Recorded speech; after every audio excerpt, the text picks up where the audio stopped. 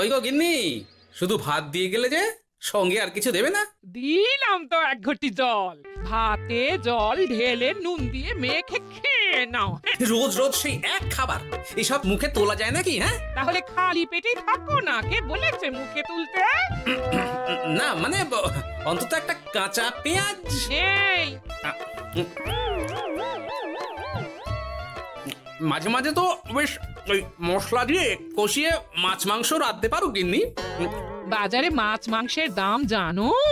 ছেঁড়া কাঁথায় শুয়ে মাছ মাংস খাওয়ার স্বপ্ন দেখতে লজ্জা করে না তোমার?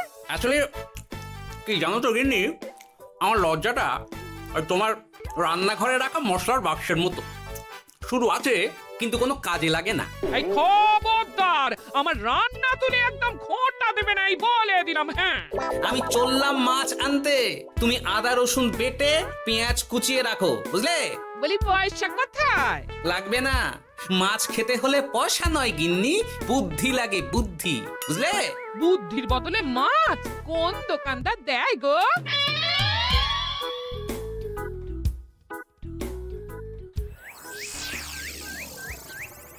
না না না না না, কিছুতেই বুঝে উঠতে পারছি না।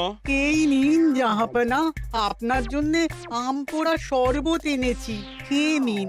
ওরা কপাল আগে সামলাই, তারপর আম পোড়ার শরবত খাবো। সে কি জাহাপনা, আম তো আপনার প্রিয় ফল। তার চেয়েও প্রিয় ক্ষমতার লোভ। এদিকে কৃষ্ণনগর ঠিক যেন পাকা হিমসাগর, ওদিকে বর্ধমান যেন হৃষ্টপুষ্ট ফজলি, আর খাম্বাজ রাজ্য যেন লাল হলুদ গোলাপ ঘাস। এদের একসঙ্গে খেতে না পারলে আমার ঠিক ভাত হজম হচ্ছে না উজির। হবে হবে, খুব তাড়াতাড়ি এই রাজ্যগুলো আপনার বর্ষতা স্বীকার করবে জাহাপনা। শুধু চাই সঠিক উপায়। কি উপায়? এদের সঙ্গে যুদ্ধে লড়ে আপনি সহজেই রাজ্যগুলো জিতে নিতে পারেন জাহাপনা, কিন্তু তাতে রাজ্যবাসীর ভালোবাসা পাবেন না। রাজ্যবাসীর ভালোবাসা পেতে হলে প্রমাণ করতে হবে তাদের রাজারা অপদার্থ। কি বলছো উজির? আমার তো কিছুই মাথায় ঢুকছে না। আপনি হলেন বাংলার নবাব, আর কথায় আছে না, মাছে ভাতে বাঙালি। বাঙালিকে না বুঝলে বাংলা জিতবেন কিভাবে? আসুন আসুন জাহাপানা, আসুন, আমি আপনাকে বাতলে দিই বাংলা জেতার উপায়। সাব্বাস উজির, তোমার বুদ্ধিটা ঠিক পাকা ল্যাংড়া আমের মতো, না মিষ্টি।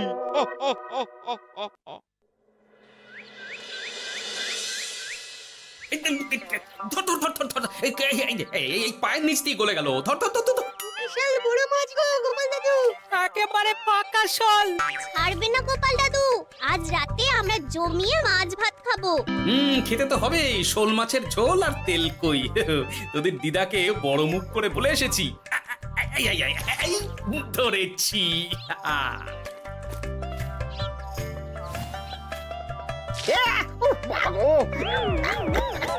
ছি ছি ছি ছি, কি দুর্গন্ধ! গোপালকে ছাড়বেন না মহারাজ, ও ইচ্ছে করে আমার মুখে কাদা ছুঁড়েছে। ঠাকুর বলেছেন মানুষ নিজের কর্মফল একদিন না একদিন ঠিক পাবে। মন্ত্রী মশাই যে এত তাড়াতাড়ি পেয়ে যাবেন ভাবতেই পারিনি। দেখেছেন মহারাজ, দেখেছেন? দোষ করে এখন আবার ধর্মের বাণী দিচ্ছে। তুমি রাজসভা কামাই করে এসব কি করছো গোপাল? যা সামান্য বেতন পাই সব পেঁয়াজ রসুন কিনতেই ফুরিয়ে যায় মহারাজ, তাই মাছটা নিজেই ধরে খাচ্ছি। হ্যাঁ? মহারাজ আপনার পায়ে পড়ি। থাক থাক, আর আমার পা ছুঁতে হবে না গোপাল। কেন মহারাজ? আমি তো মন থেকে আপনাকে সম্মান করি, বলুন। এ তো আচ্ছা জ্বালাতন। মুর্শিদাবাদের নবাব বাহাদুর আপনাকে একটি বিশেষ পত্র পাঠিয়েছেন, অনুগ্রহ করে গ্রহণ করুন।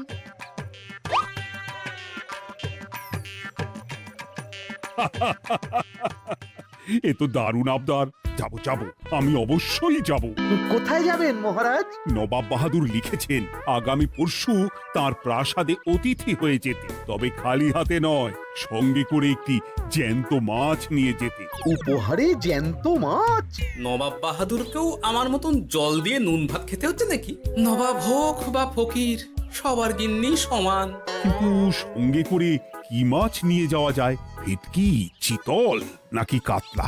আচ্ছা, আগামীকাল রাজসভায় আমি সবার মতামত শুনবো। গোপাল, আগামীকাল ঠিক সময় চলে এসো কিন্তু।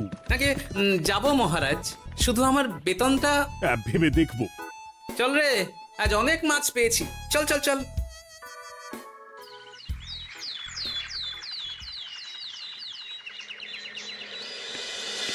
কি মহারাজ, আপনাকে এত চিন্তিত দেখাচ্ছে কেন? নবাব বাহাদুরের জন্য কি মাছ উপহার স্বরূপ নিয়ে যাওয়া যায় সেই চিন্তায় গতকাল রাতে আমার ভালো ঘুম হয়নি মন্ত্রী।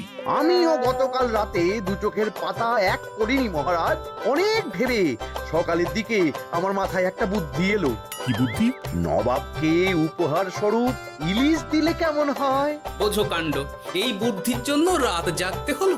হ্যাঁ, ইলিশ তো জল থেকে তুললেই অক্কা পায়, তা জ্যান্ত থাকবে কিভাবে? ঠিক ঠিক, মন্ত্রীর মাথায় গোবর আছে না ভুসি? আমার মতে উপহার স্বরূপ ছোট মাছ নিয়ে যাওয়াই ভালো। এই যেমন ধরুন ওই পুঁটি মাছ, নিজেও খেতে পারবেন আবার ঝালও খেতে পারবেন। ছি ছি ছি ছি ছি, সবাই হাসবে যখন দেখবে কৃষ্ণনগরের মহারাজ উপহার স্বরূপ নিয়ে গেছেন পুঁটি। ওরে বাবা, তাহলে থাক বাবা।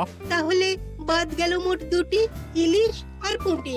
আমার মতে কাতলা দেওয়াই ভালো, ওজনেও বেশি হবে।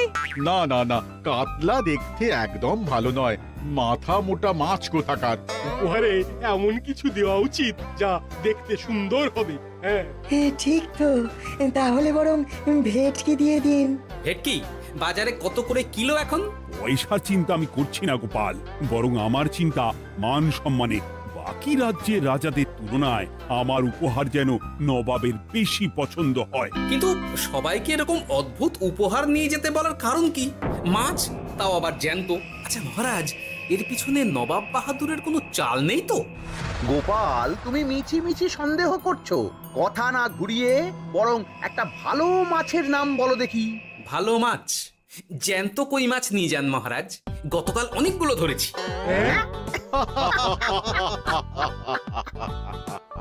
কি, এত ভালো ভালো মাছ থাকতে আমি শেষে কই মাছ নিয়ে যাব? তুমি সমাধান না দিয়ে উল্টে মজা করছো গোপাল।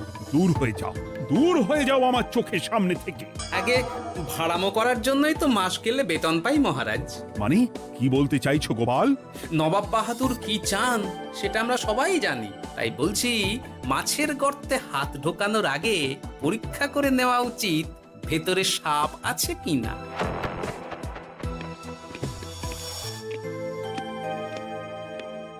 এই মন্ত্রী, গোপাল কি বলে গেল? সাপ ব্যাং কিছুই তো বুঝলাম না। ছাড়ুন তো গোপালের কথা, আমরা বরং মাছ নিয়ে আলোচনা করি। আমার মতে জ্যান্ত ভেটকি নিয়ে যাওয়াই ভালো। আমাদেরও ওই ভেটকিতেই মত আছে। বেশ, এই নাও 100 মোহর। বেছে বেছে সবচেয়ে বড় ভেটকিটা বাজার থেকে কিনে আনো মন্ত্রী। তারপর তাকে রূপোর গামলায় জল ঢেলে রাখো। আমি কাল ভোর ভোর মুর্শিদাবাদের উদ্দেশ্যে রওনা হব। কোনো চিন্তা করবেন না মহারাজ, কাজ হয়ে যাবে। যাওয়ার সময় চিঠিটাও সঙ্গে করে নিয়ে যেতে হবে। নবাবের হুকুম।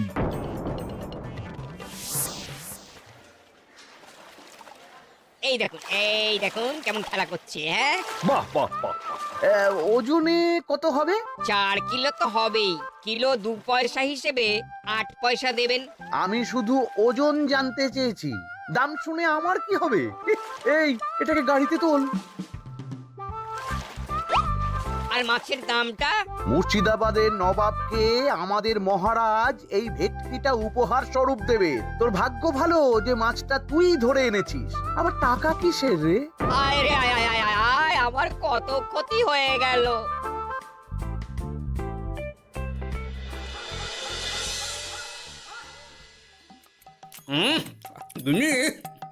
তেল কৌটে যা রেঁধেছ না। বলি বলি আর কটা মাছ আছে গো? আছে তাতে আগামী 7 দিন হয়ে যাবে। হ্যাঁ, তাহলে কাল কই মাছের ঝোল খাবো, পশু খাবো, শোল মাছের কালিয়া। এসব খেয়ে খেয়ে জিভে চড়া পড়ে গেল। বাজার থেকে একটু ইলিশ ভেটকিও তো আনতে পারো। ইলিশের অনেক দাম গো গিন্নি, আর ভেটকি তো বাজারে প্রায় ওঠেই না। কে বলেছে তোমাকে? শুনলাম মন্ত্রী মশাই নাকি আজ বাজার থেকে সবচেয়ে বড় জ্যান্ত ভেটকিটা পেয়েছেন। তাই নাকি?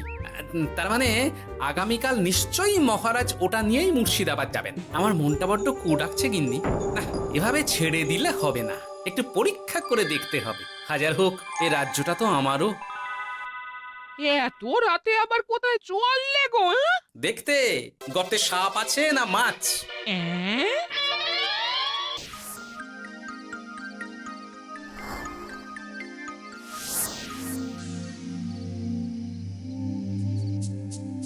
কি গোপাল, এত রাতে? সব ঠিকঠাক বুঝেছো তো? হ্যাঁ হ্যাঁ, তুমি কোনো চিন্তা করো না গো গোপাল দাদা। তাহলে কাল উত্তরের জঙ্গলে।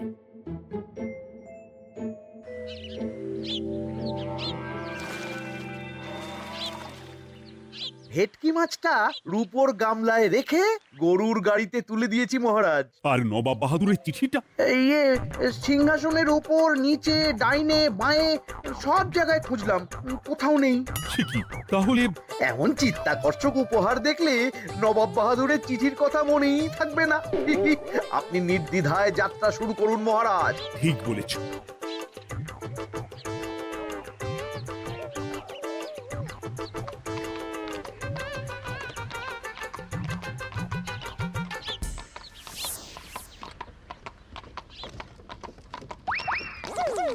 ওই তো মহারাজের রথ এসে গেছে। এই যা যা বলেছি মনে আছে তো? আছে গো আছে। ভেটকি মাছের পাতুরি আর ঝোল দুটোই রাঁধবো। হ্যাঁ, আমার ফিরতে কদিন দেরি হতে পারে, বেশি দেরি হলে তোমরা খেয়ে নিও, লুকিয়ে পড়ো।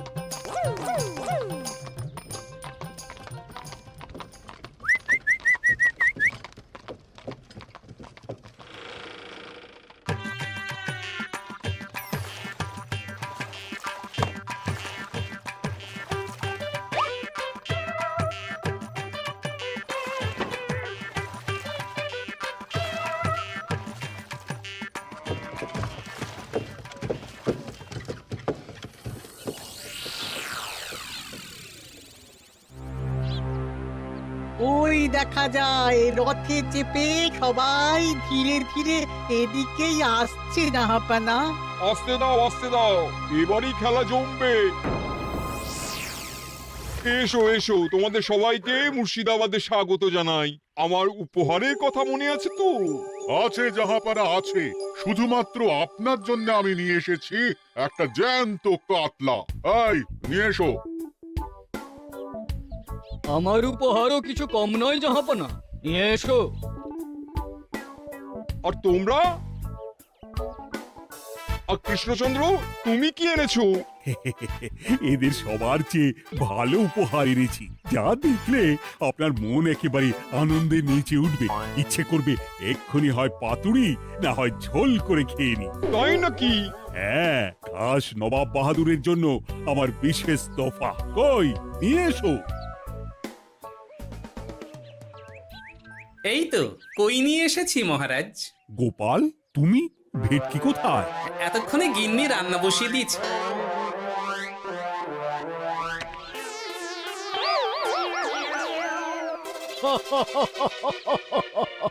শেষে কিনা কই মাছ?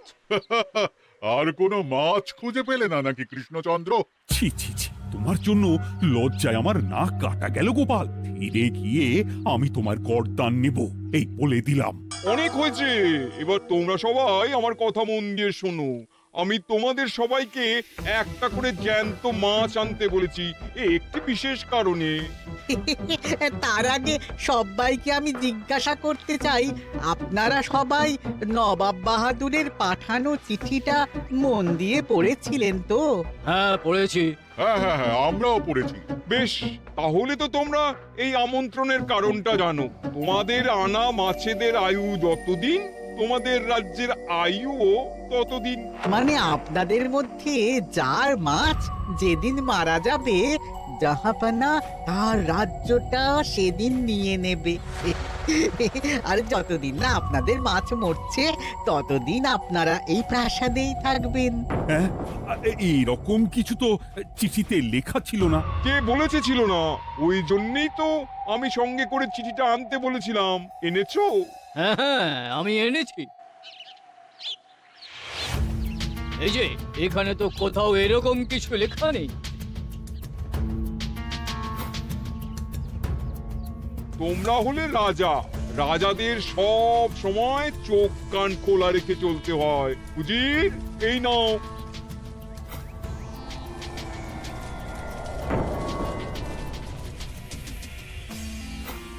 সত্যি তো, চিঠিতে তো এটাই লেখা আছে।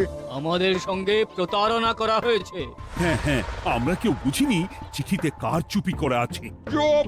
বেশি গলা তুলে কথা বললে গলাটা শরীরের ওপরে নাও থাকতে পারে। আজ এই মুহূর্ত থেকে এই খেলাটা শুরু হলো। তোমাদের রাজ্যের আয়ু এখন তোমাদের আনা মাছেদের কাছে।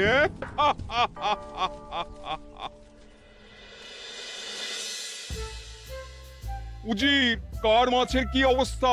আগে বাকিরা মোটামুটি সাঁতার কাটলেও খাম্বাজ রাজার আনা কাতলা খাবি খাচ্ছে। মনে হয় খুব তাড়াতাড়ি যাবে। বাবা, এ তো খুব ভালো কথা। অপেক্ষা করি তবে। গেল গেল, আমার রাজ্যটা ভেসে গেল।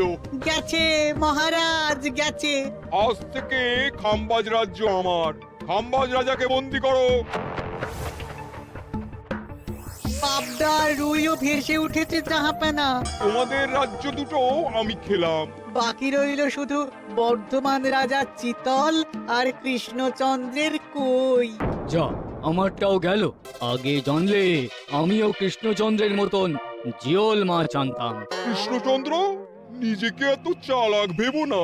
একটু দেরি হলেও একদিন না একদিন তোমার কইও ভেসে উঠবে। ততদিন তুমি আর গোপাল আমার প্রাসাদেই থাকবে, কেমন?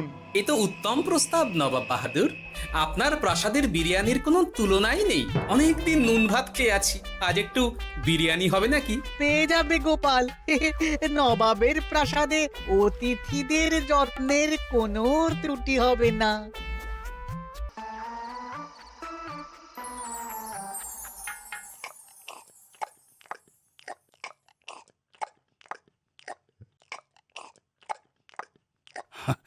আমাকে ক্ষমা করে দিও গোপাল, আমি তোমাকে অনেক কথা শুনিয়েছি, কিন্তু এখন বুঝতে পারছি কেন তুমি ভেটকির বদলে কই মাছ এনেছো। আহ, বিরিয়ানিটা যে রেঁধেছে না, বুঝি ওই নবাবের বাবুর্চিকে কোনোভাবে কৃষ্ণনগরে ধরে নিয়ে যাওয়া যায় না মহারাজ? গোপাল, কোনো মাছই অমর নয়। একদিন তোমার আনা ওই কই মাছটাও মারা যাবে, আর সেদিন আমাদের কৃষ্ণনগর রাজ্যটা নবাবের হবে। আহ, মাছগুলো একেবারে ঝুড়ো ঝুড়ো, আর মাংসটা তুলোর মতো নরম। আহ, আমার কথা কি তোমার কানে যাচ্ছে? গোপালের চোখ কান সব সময় খোলা থাকে মহারাজ, আর তাই চিঠির কারচুপিটা ধরতে আমাকে বেশি বেগ পেতে হয়নি। কিন্তু কিভাবে বুঝলে গোপাল চিঠির রহস্যটা? কারণ আমি জানতাম নবাব বাহাদুর অনৈতিক কিছু করবেন না। গায়ের জোরে নয়, বুদ্ধি দিয়েই উনি বাজিমাত করবেন। অবশ্য এ ব্যাপারে আমাকে সাহায্য করেছে বিজ্ঞানী। একটা সাহায্য করতে পারবেন বিজ্ঞানী?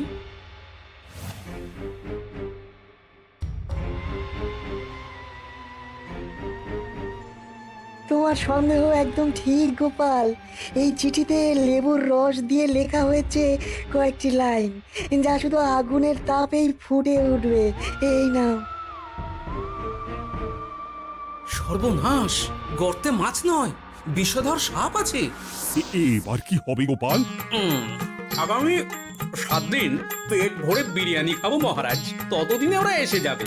কারা আসবে? দেখুন না শুধু।